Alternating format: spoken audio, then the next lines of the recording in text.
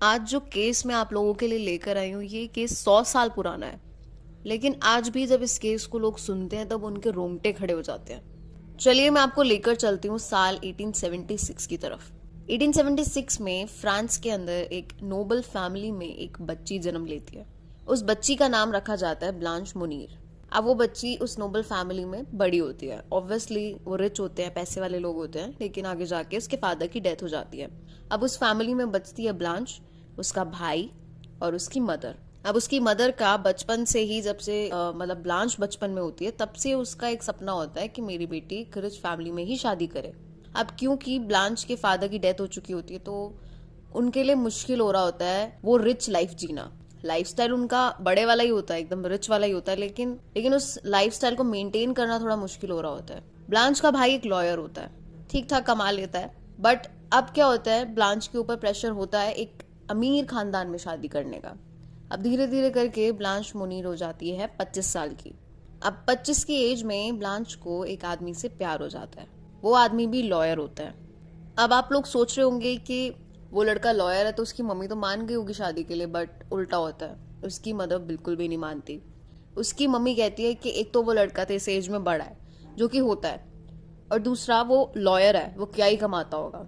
क्योंकि उसकी मम्मी को तो बहुत ज्यादा रिच फैमिली चाहिए होती है ब्लांच के लिए। अब काफी लोग इस चीज पे ये ओपिनियन रखते हैं कि पेरेंट्स तो अपनी लड़की का भला ही चाहते हैं, इसीलिए वो भी भला ही चाह रही होगी। ठीक है, मैं आपकी ये बात मानती हूँ, बट आप पूरी कहानी सुनने के बाद ही कोई ओपिनियन रखना। अब क्या होता है कि उसकी मम्मी को इस बारे में पता लग जाता है और उसकी मम्मी बहुत ज्यादा गुस्सा होती है ब्लांच से। सो अब वो लोग ब्लांच पर टॉर्चर करने लग गए। उसको बहुत ज़्यादा सुनाते थे, खरी खोटी बोलते थे। लेकिन ब्लांच क्या करती थी, वो अपोज करती थी अपनी मम्मी को एकदम और बोल देती थी कि नहीं, शादी करूंगी तो मैं उसी से करूंगी, वरना मैं किसी से नहीं करूंगी। अब उसकी जिद से उसकी मदर बहुत ज़्यादा चिढ़ जाती थी, बहुत ज़्यादा ईगो में आ जाती थी कि ये मेरे से ऐसे कैसे बोल रही है। अब बहुत साल बीत जाते हैं और पड़ोसियों को मुनीर रेजिडेंसी से बहुत ही अजीब अजीब आवाज़ें आने लग जाती है, जैसे कोई चीख रहा हो, चिल्ला रहा हो। अब इस चीज पे जो पड़ोसी होते हैं वो लोगों से पूछते हैं कि आपके घर से ऐसी आवाजें क्यों आती है, तो वो लोग कहते हैं कि जो हमारी बेटी है ब्लांच, वो पागल हो चुकी है, तो इसीलिए वो ऐसे चीखती चिल्लाती रहती है। कोई कंसर्निंग बात नहीं है, कोई कंसर्न होने वाली चीज नहीं है, ये हम उसका इलाज करा रहे हैं, वो ठीक हो जाएगी। तो ये चीज वो लोग आस पड़ोस के लोगों को बोलते थे। अब धीरे धीरे टाइम बीतता चला गया और ब्लांच मुनीर की डेथ हो गई क्योंकि वो पागल हो गई थी।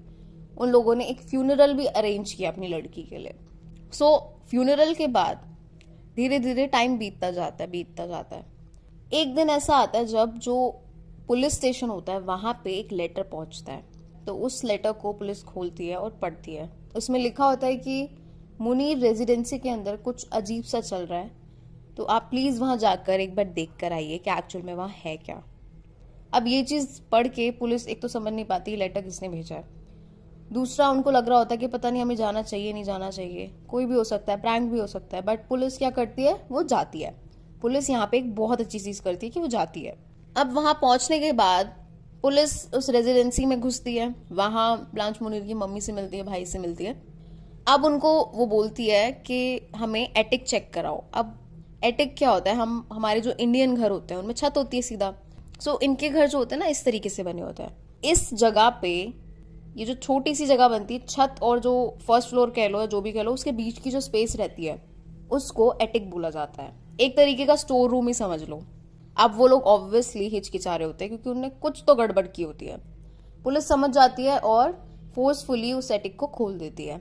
जैसे एटिक खुलता है वैसी गंदी सी स्मेल उन्हें आती है, बहुत गंदी सी स्मेल।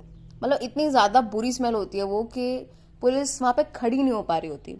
अब एटिक के अंदर घुसती है पुलिस और देखती है एक बेड है जो कि बिल्कुल गंदा हुआ पड़ा है। उस बेड के ऊपर कूड़ा, लाइक लिटरली जो रॉटन सब्जियां होती हैं और इनफैक्ट फीसिस भी, वो सब पड़ी होती है। और उन फीसिस के बीच में पड़ी होती है एक लड़की, और वो मरी हुई नहीं होती, वो जिंदा होती है। और वो लड़की और कोई नहीं, ब्लांच मुनीर ही होती है।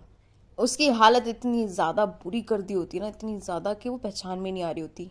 उसके बॉडी पे एक भी कपड़ा नहीं होता, गंदी सी ब्लैंकेट उसने ओढ़ी हुई होती है और उसके बाल बहुत ज़्यादा बढ़ चुके होते हैं। और जैसे सनलाइट अंदर आती है, जब खिड़की खोलते हैं ना पुलिस, तो वो डर जाती है।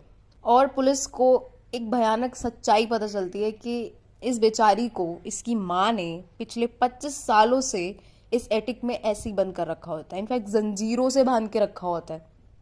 25 साल से उस लड़की ने सनलाइट नहीं देखी होती, और उसके पीछे का रीज़न यही होता है कि वो उस लॉयर से शादी करना चाहती थी, बट उसकी माँ नहीं चाहती थी कि वो शादी उस लॉयर से करे।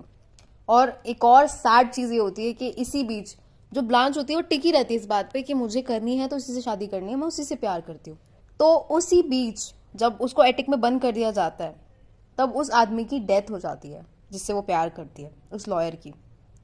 और ये बात ब्लांच को पता तक नहीं चलती कभी।